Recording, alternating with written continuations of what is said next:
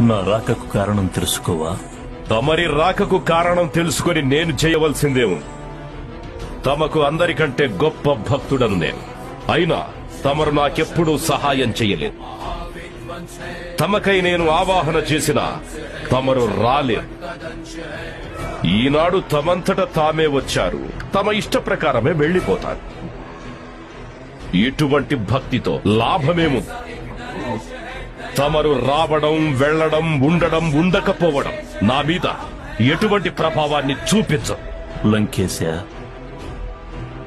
నీవు నీ కర్మల పట్ల పునరాలోచించుకుని ఉంటే నేనెందుకు రాలేదో నీకు అర్థమై ఉండేది. కాని నీవు ఆ ప్రయత్నం చేయలేదు. ఫలితంగా నీవు నీ గమ్యానికి దూరమైపోయావు. దూరం కాలేదు మహాదేవ. నాకిప్పుడు ఒక విషయం అవగతమైంది.